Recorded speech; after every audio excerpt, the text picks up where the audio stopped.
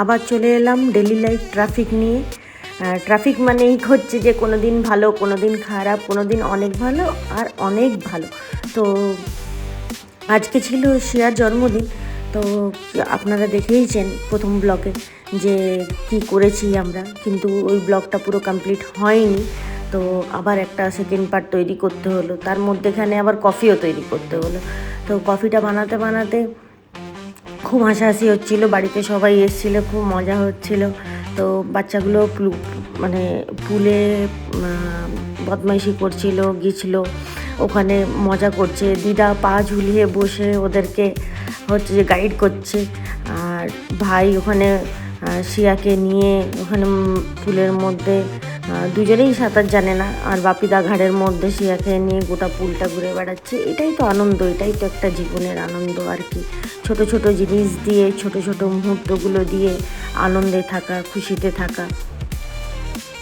আর এই কফি যদি না আমি খাই সকাল থেকে, তাহলে আমার ব্রেনই খোলে না। এই কফির জন্য যে আমাকে কত কিছু করতে হয়, তার মধ্যে এখানে দাঁড়িয়ে দাঁড়িয়ে বাবা মাকে চা করে দিলাম।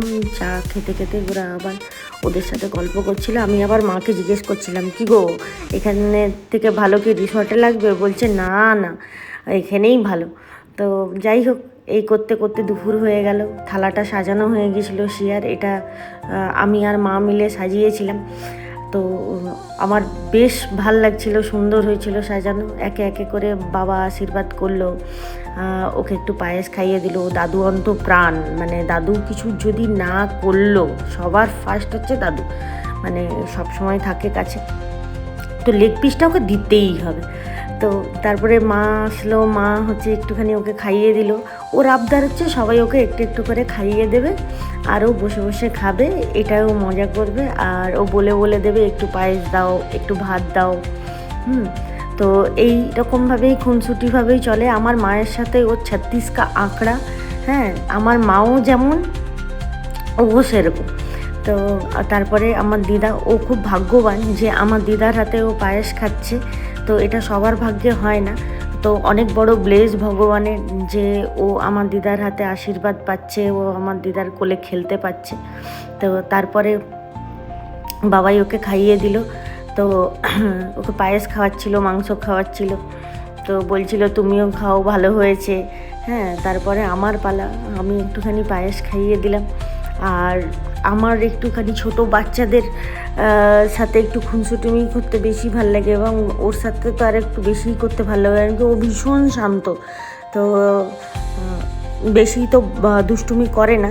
তো যাই হোক, ওকে মাছটা খাইয়ে দিলাম। তারপরে লেবু খাবি? লেবু খেতে ভীষণ ভালোবাসে, লেবুর খোসা শুদ্ধ চিবিয়ে খেয়ে নেয়। তো আমি বললাম যে আমাকে খাওয়াচ্ছিলাম, আমি বললাম না আমি খাবো না। তো এটা আমার কাছে অনেক বড় ব্লেসিং যে আমার মেয়ে আজকে 4 বছরের হয়ে গেল। তো আমার কাছে, আমি ভগবানের কাছে মানে কৃতজ্ঞ যে আমাকে একটা মেয়ে দিয়েছে ভগবান। আমি ভাবতাম সবসময় যে আমার কাছে একটা জ্যান্ত পুতুল থাকুক, জ্যান্ত পুতুল থাকুক। তো যাই হোক, খাবারগুলো দেখছিল এক, তারপরে ভাই এলো, ভাই একটু খাইয়ে দিল। ভাইকে বলছে তুই খাবি না, ও ভাইয়ের সাথে মানে বন্ধুর মতন একদম ব্যবহার করবে। তারপরে আমার মাসির ছেলে এসেছিলো রাহুল, ও একটু খাইয়ে দিল। সবাই ওকে আদর করছিল, আর একটু একটু লজ্জাও পাচ্ছিল, ভালোও লাগছিল। তারপরে প্রীতি খাইয়ে দিল। মানে ও এরকম মানে করছে যে ও যেন ভীষণ বড় একটা মানুষ, ও সবাইকে এরকমভাবে করছে। তারপরে বাপিদা খাইয়ে দিল। সবাই খাওয়াতে খাওয়াতে তারপরে ওর পালা এলো। হ্যাঁ, ও প্রথমেই হামলা করেছে আমের ওপরে। আমটা ওর প্রচণ্ড প্রিয় ফল, আর ফল এমনি খুব প্রিয়, তো আমটাও খুব প্রিয়।